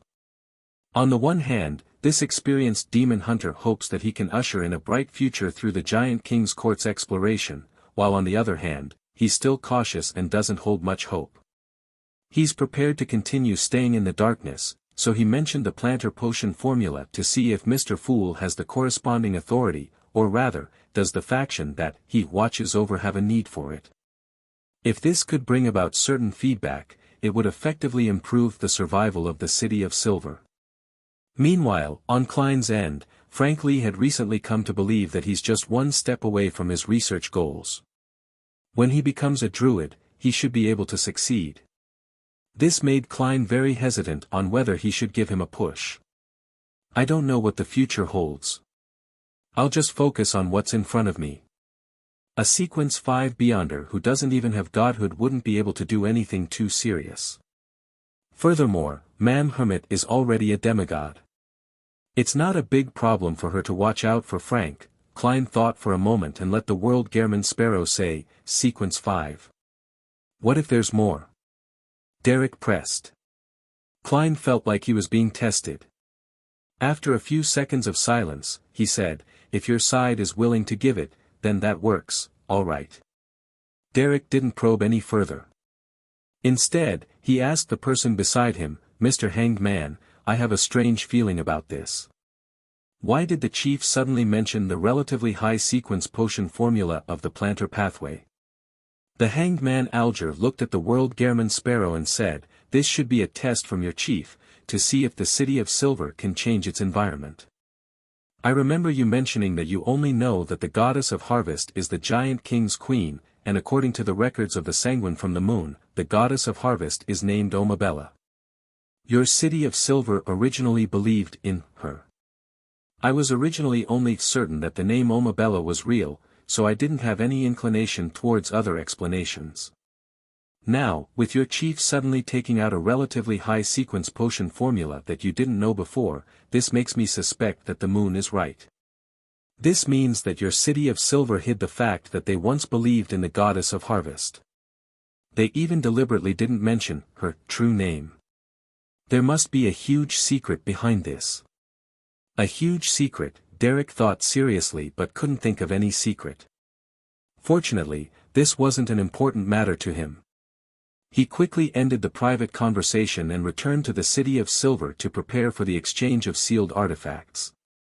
Chapter 1079 The hard-working gardeners above the grey fog, Klein, who was sitting at the Fool's seat, beckoned for the unshadowed crucifix. The bronze cross was tied together with an ordinary-looking button, and the surface of the latter was already covered with a layer of crystalline but heavy-feeling particles. This was the Hermit Catlia's Judge button. It was reserved for Judgment Zio at a price of £3,500. Therefore, Admiral of Stars had sacrificed it to Mr. Fool in advance, requesting the mighty existence to get an angel under him to shatter it. And on Monday's tarot gathering, Zio had made a reservation for the Judge potion formula at a price of £2,000. According to their agreement, Justice Audrey wasn't to share anything they obtained from exploring Grozel's travels, other than knowledge. She was only providing free help for the world-killing Vin Rambis. As for the Star Leonard, he had the right to sell the potion formulas and historical knowledge, but obviously, Judgment Zio trusted the world Gehrman Sparrow more. The purging should be almost done. This way, I can trade the unshadowed crucifix with Little Sun without any worries. In the future, if there are other similar requests, they'll definitely be more willing to trade with Little Sun, instead of asking Mr. Fool for help.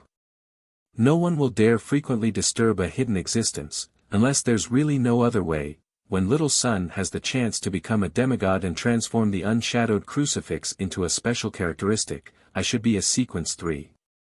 I'll be able to use the power of this mysterious space above the gray fog to shatter sealed artifacts. After the disinfection process of the gray fog, Adam probably wouldn't be able to rely on the unshadowed crucifix to lock onto Little Sunday. However, even if he were able to find it through this, it wouldn't be too serious. His brother Amon knew long ago that Little Sun is related to Mr. Fool. Yes, it seems that Amon can freely enter and leave the forsaken land of the gods. I wonder if that's also the case for Adam. As Klein separated the unshadowed crucifix from the button that had begun to praise the sun, he looked at the Beyonder characteristic that had been purged while waiting for Little Sun to hold a sacrificial and bestowment ceremony. The City of Silver, within the spire. Derek Berg had finished setting up the ritual. He watched as a black, mud-covered doll approached with a wooden cane which looked like nothing special, and he placed it on the altar. After a serious prayer and doing some work, the illusory sacrifice and bestowment door opened and took away Life's cane, leaving behind a bronze green and spiky cross. At the same time, the name of the cross suddenly appeared in Derek's mind, including information of its usage and its negative effects. He suppressed his excitement and first thanked Mr. Fool before ending the ritual. He walked to the front of the altar, picked up the unshadowed crucifix, and scrutinized it repeatedly. After tidying up, Derek left and went to a room opposite and knocked on the chief's door. "Come in." Colin Iliad's deep voice rang out. Derek turned the doorknob, pushed open the door, walked in, and openly revealed the bronze cross. "Your Excellency, this is the item left behind by the Lord I previously mentioned. It's called the unshadowed crucifix. The method is to let the spikes on it be stained with the blood of the holder."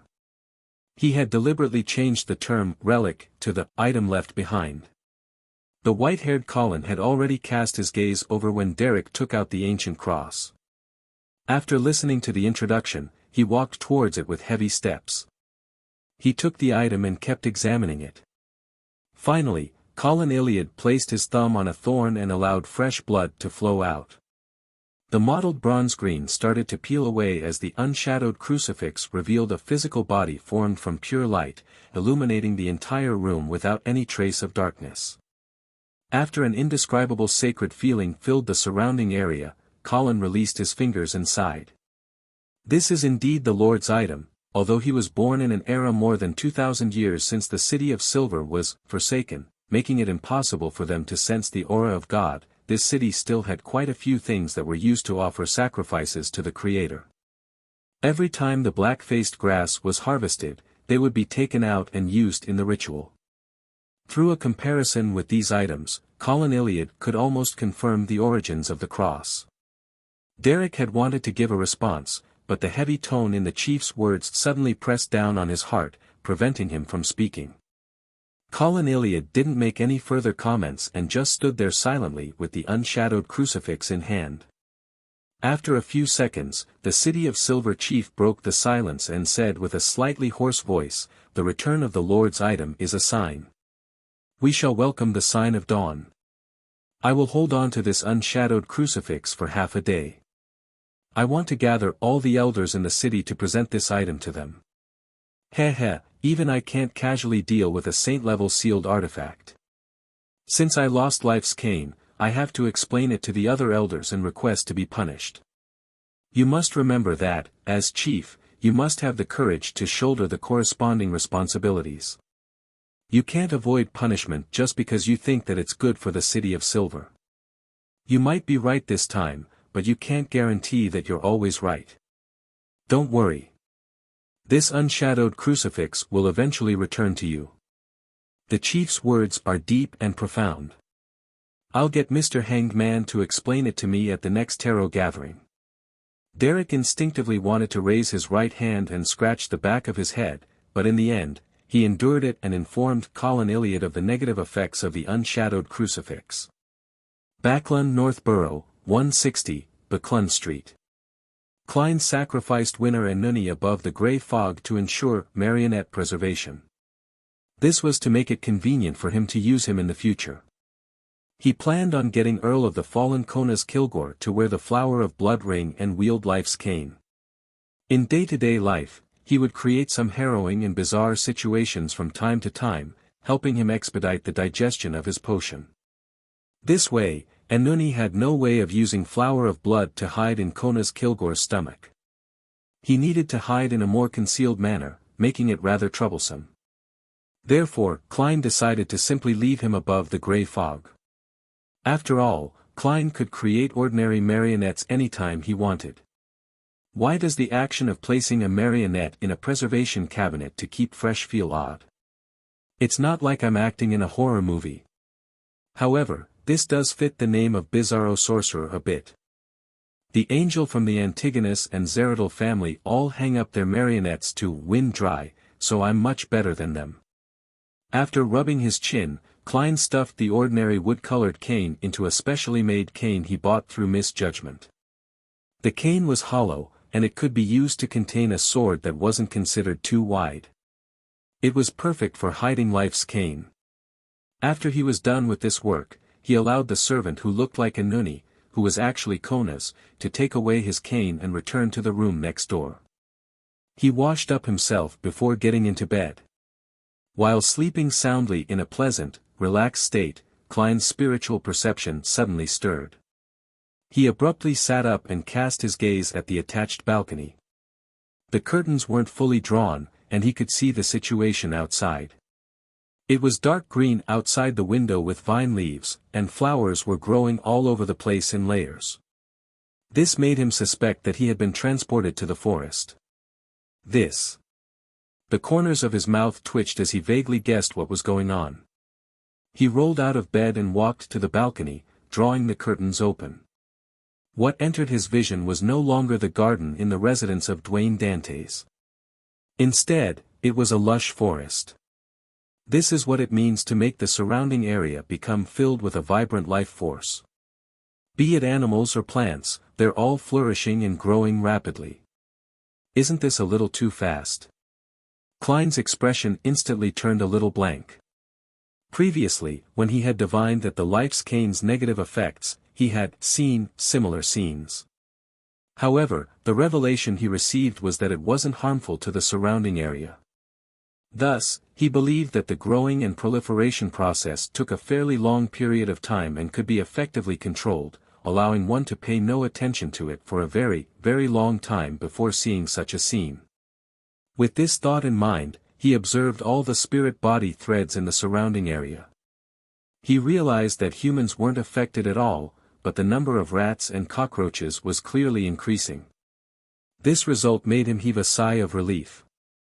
He looked out of the window at the forest and sighed silently. Indeed, there isn't much danger. It's just quite exaggerated. I still have to keep it above the gray fog most of the time. More than 10 seconds later, figures appeared within the forest. Some of them were very thin, and others were thick. They all wore black trench coats, and their faces were very flat. They had no eyes, noses, and mouths. These figures were either crouching or standing, busy burning weeds, cutting the vines, and removing the unnecessary flowers in the quiet night. The next morning, Butler Walter woke up as usual and opened the window. The garden outside was bathed in the morning fog. There was some dew that gathered, emitting a fresh scent. Better than yesterday. Walter nodded slightly and praised the two gardeners. The vibrant scene made him feel a little restless as he began missing his wife for no apparent reason, so he left the room to patrol the estate and made arrangements for all sorts of affairs.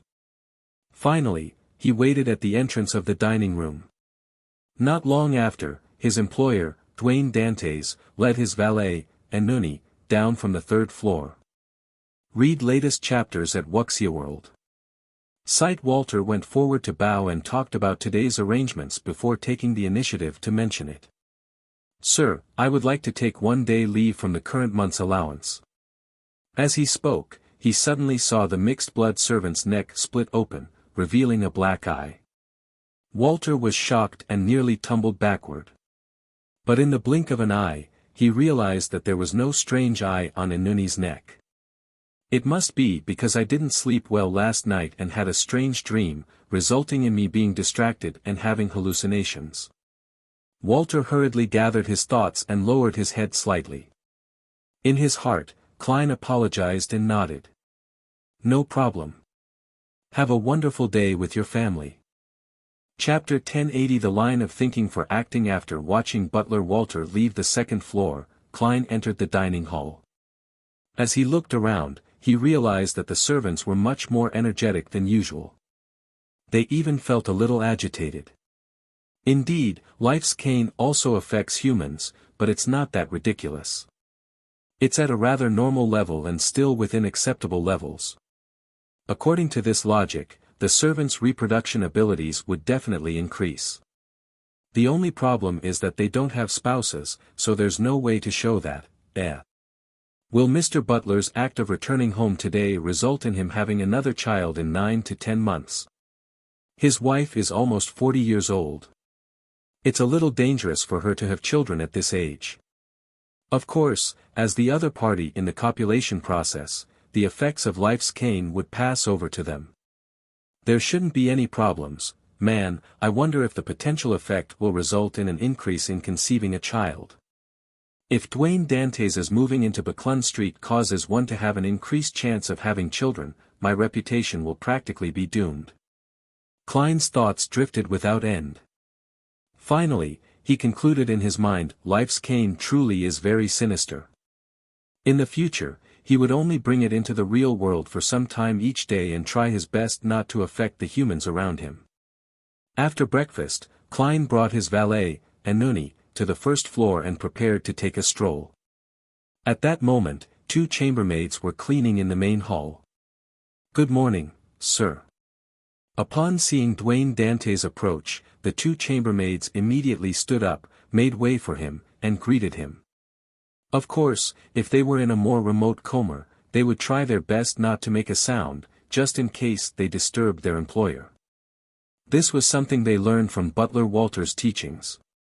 Klein nodded and gave a simple response as he slowly approached the door. At that moment, the 2 maids suddenly saw a wheat head embedded in Anuni's head. It was full of golden particles and was extremely attractive. Before they could even take a closer look, the valet seemed to have sensed something amiss.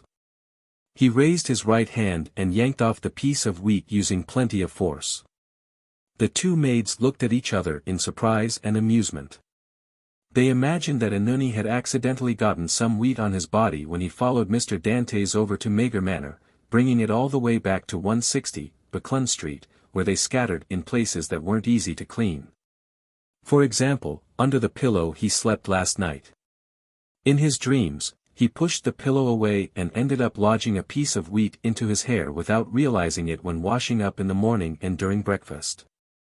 Although this process was complicated and not easily achieved, it was still possible.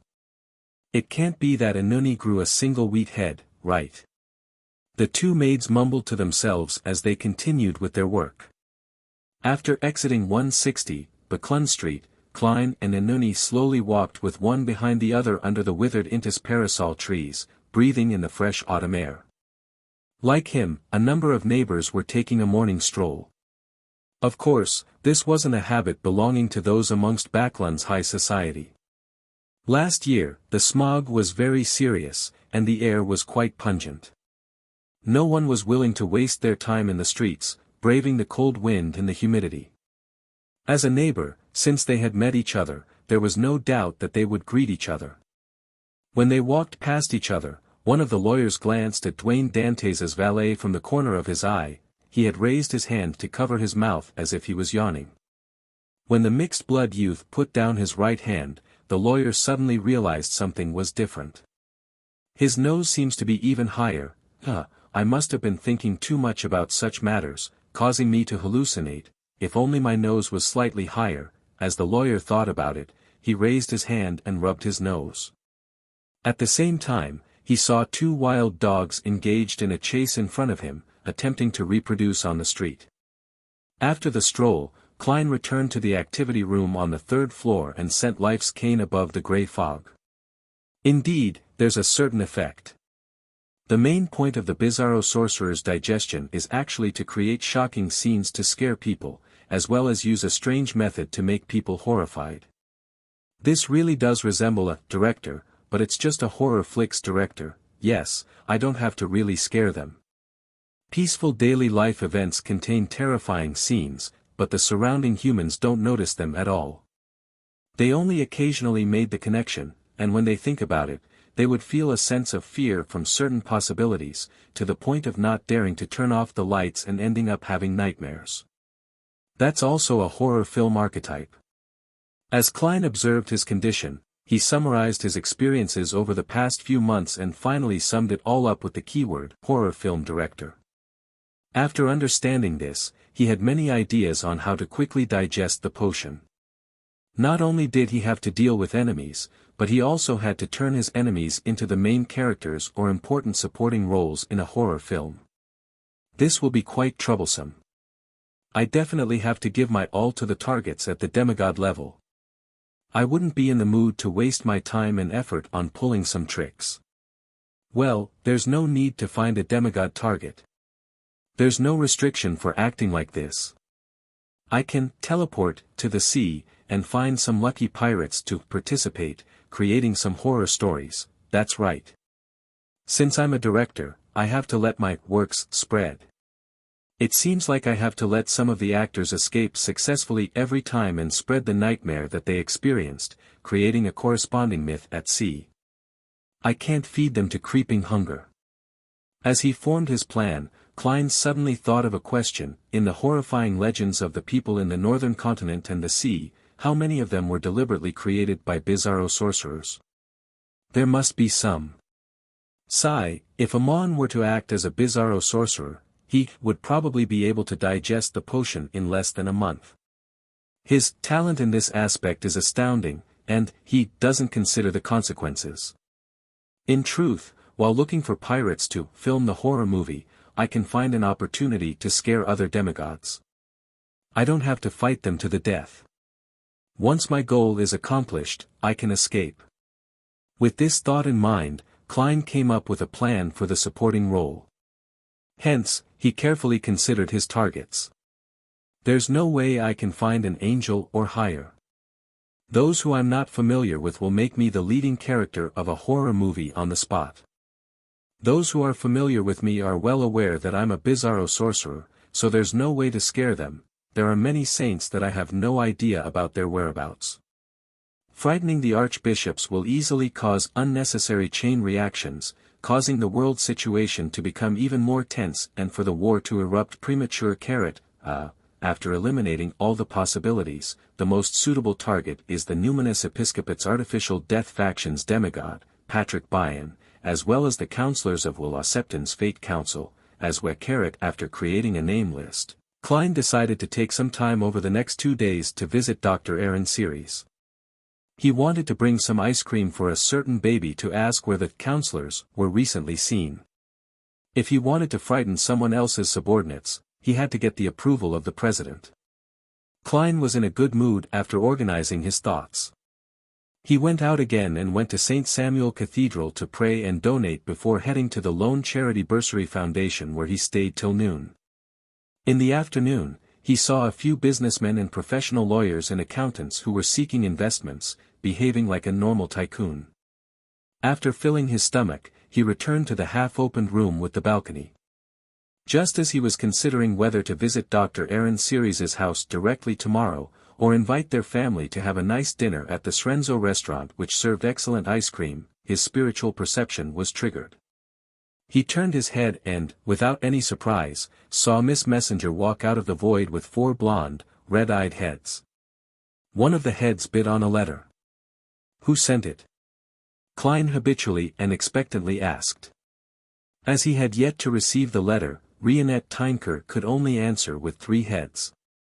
King of Idiots, Patrick Bryan. This nickname has even evolved. Klein reached out and took the letter. When he opened it, he realized that it was indeed from the Artificial Death faction's demigod. He wrote on the letter, "I've already prepared the special ritual that will help my teacher, Hater, recover further. Your Excellency, I will hold it tomorrow at midnight given your permission, the ritual that points towards the angel, hater. There's no way to avoid the numinous episcopate's artificial death factions testing of Patrick. This can be interfered with using paper angel. Just in time. With a flick of his wrist, Klein burned the letter. Following that, he took out a piece of paper and wrote down an answer, yes, you may. You must be careful. In the quiet night, near midnight, in an uninhabited clothes factory in St. George Borough. There was an open area that had been cleared. Nearly 10 black-robed figures were standing there. In the middle of them was a deep black coffin that looked rather heavy. Around the coffin were many golden ornaments with mud stains. There were many candles flickering with pale white flames, as well as one skull after another. The hideous white skulls belonged to humans, others from animals. Some were extremely strange and had a deformed look to it. It was hard to imagine their original appearance. The skulls were piled the highest up at the front, with Patrick Bryan standing there. He had also changed into a black robe, but he didn't pull up his hood, revealing a deep outline. He had black hair, brown eyes, and a rather long face. This demigod hadn't done anything, but his surroundings had turned extremely cold, as though countless invisible creatures were celebrating.